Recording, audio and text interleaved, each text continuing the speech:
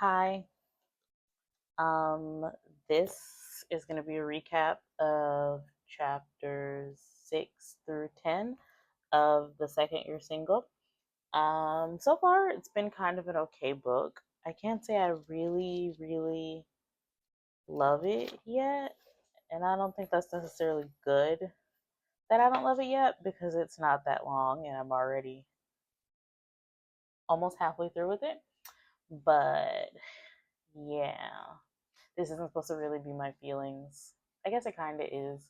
It's supposed to be more of like a recap for when I want to return back to series and I don't necessarily want to read the whole book, but I want a general idea of what happened. So, see me glancing that way. My notes are written on a whiteboard over here.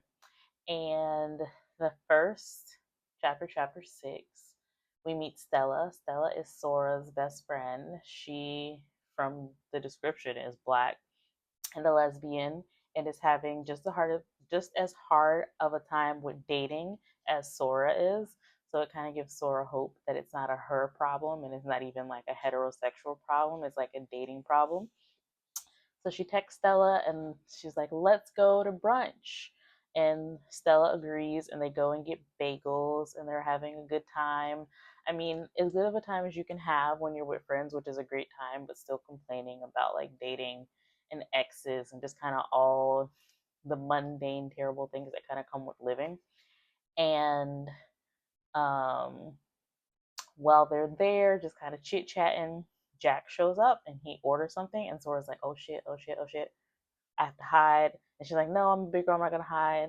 So then Jack sees her and he starts chit chatting with her. And like, keep in mind, they were best friends at elementary school. So like the comedy and the banter is still there. It's still very cute. It's like good friends meeting up again and like nothing's changed. And Stella's just off to the side, like, who is this? What are you talking about? And like, how do you know her? And he's like, oh, we went to school together. And she's like, just kind of watching them, like as a friend, how you would watch your friend interact with someone they're interested in, and you're just kind of getting all the tea to the side. But eventually, Jack asks Sora out, and Sora's like, no, well, actually, she jumps up because she's excited, because she's really attracted to him. And she's like, yes, yes, yes. And then Stella's looking at her like, you can't, you're doing Go Solo February. I think that's what the hashtag is. Basically, she's sworn off men and she's writing articles every day about things you could do to better your life that don't include men. And yeah, so eventually she kind of reneges and she's like, no, I'm doing Go Solo February. I can't actually go on a date with you. And he's like, oh, it's not me, it's all men. And she's like, yeah. And he just kind of walks off. And that's like the end of the chapter. And he's all depressed. And Sora's kind of like, did I just mess that up? Because like he's gorgeous, we get along, men like him don't exist. And that kind of ends that chapter. The next chapter is in Jack's point of view. It's just kind of him moping because Sora didn't agree to go on a date with him, and he kind of has a very relatable moment. Actually, he's scrolling through the dating apps, and he's just like, "This fucking sucks. All these people look the same.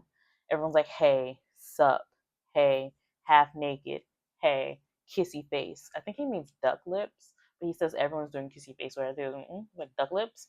Yeah.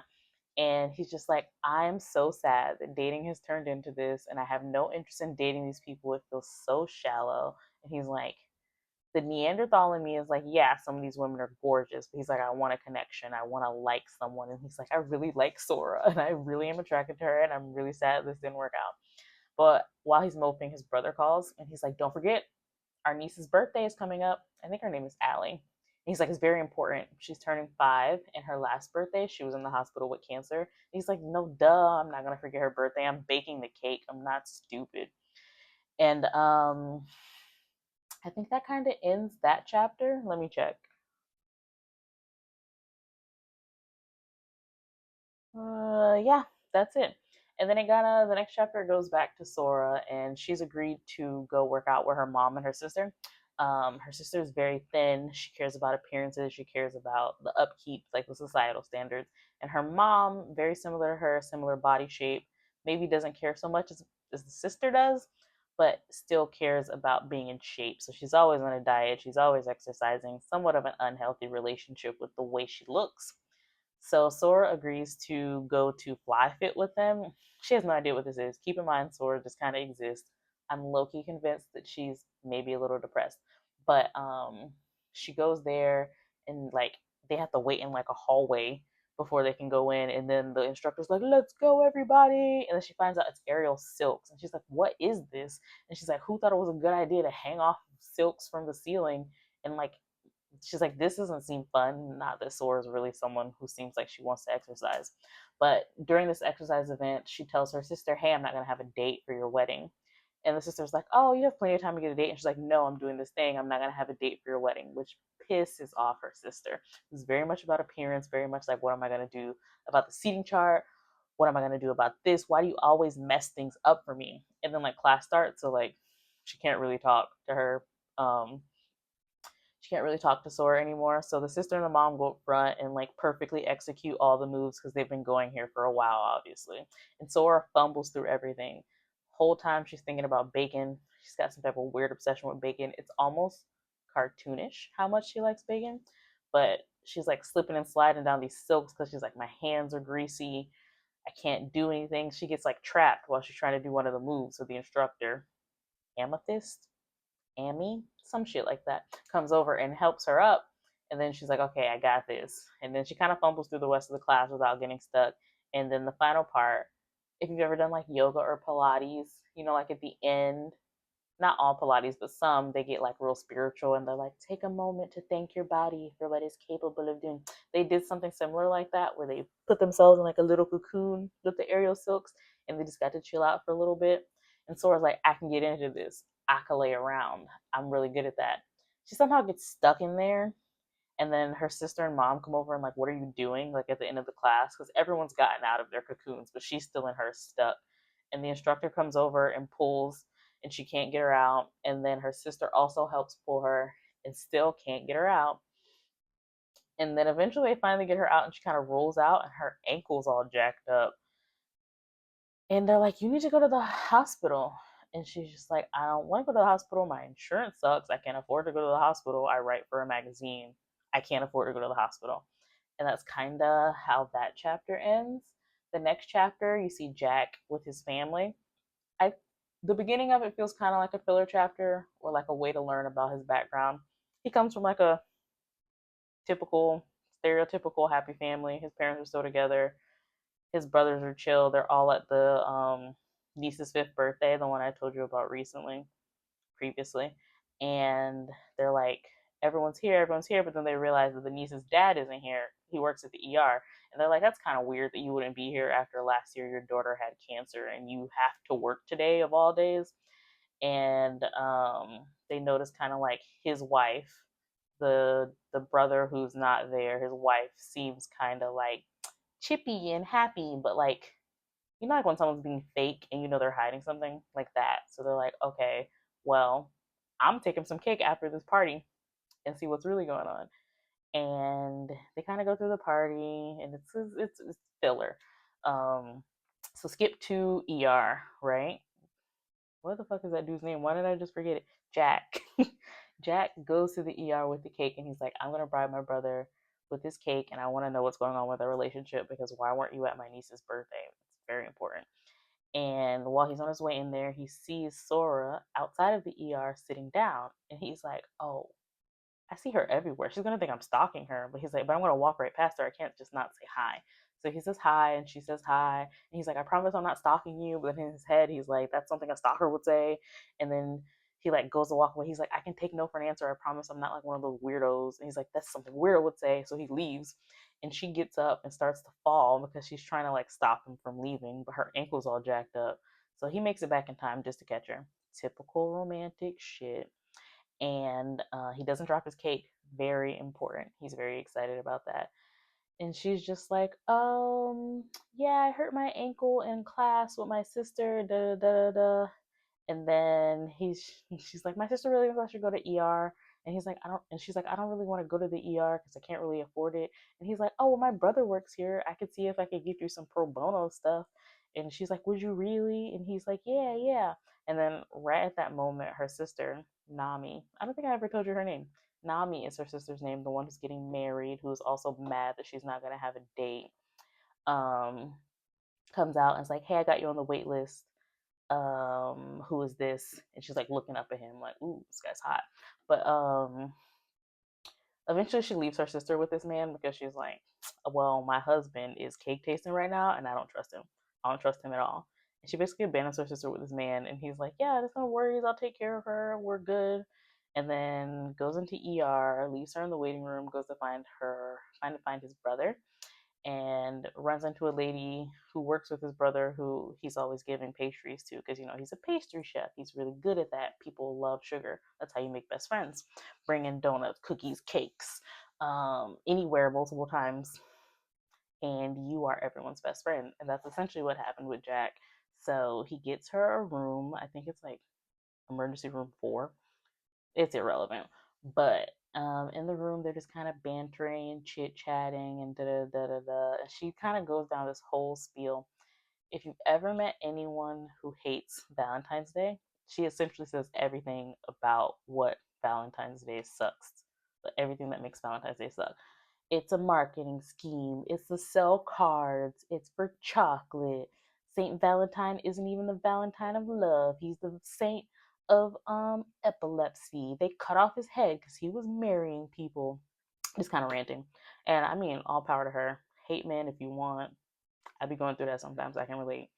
But he's just kind of listening and like kind of going back and forth. I was like, oh, this is kind of funny.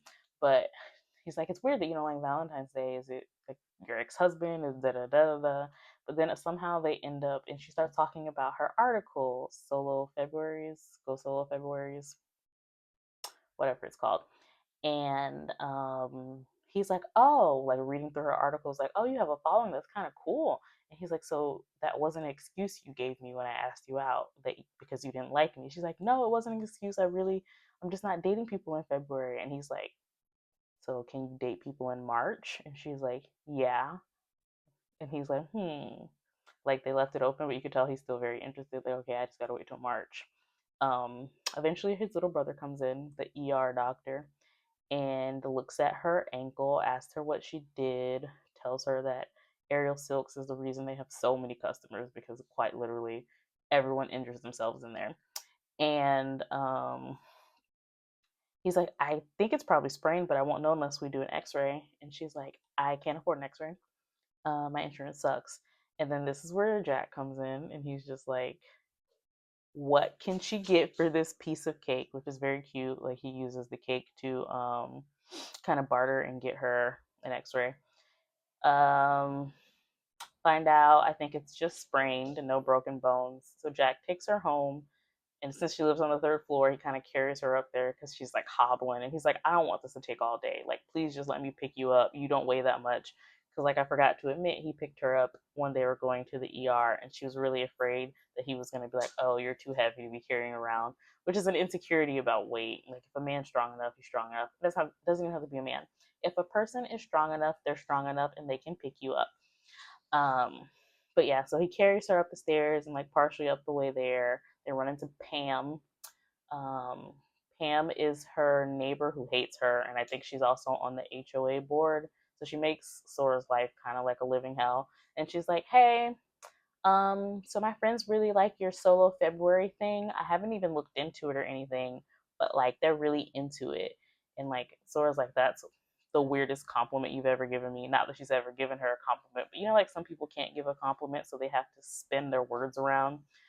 And she's like, if you're gonna be having people over, you're gonna have to tell the HOA board or the condo board or whatever the hell they are, because it's not. We're trying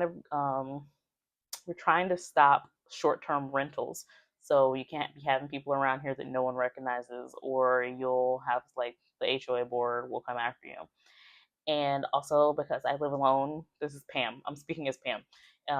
Also because I live alone, I can't just have random people here because I'm unsafe. And Sora's like, oh yeah, specifically you. Nobody else is unsafe. And then eventually she's like, we gotta wrap this up. Like he's carrying me. I need to get home. And he carries her upstairs, and she's like, thank you so much. She just has this moment where she's just like, he's so attractive. I really like him. I wish it wasn't solo February. So she reaches up and she kisses him, closed mouth, very chaste. You know the word. And runs back in the house before he can react.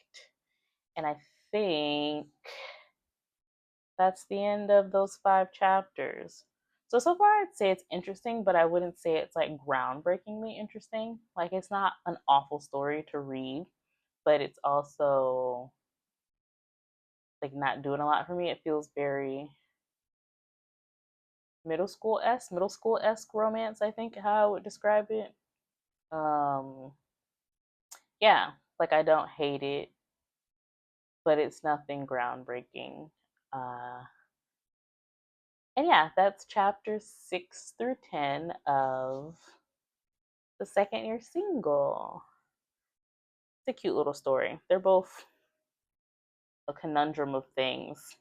I think they're both partially Asian and white and all types of stuff, just like their historical background. If you just want a general idea of what you should be imagining these people to look like. But yeah, that's it. Bye.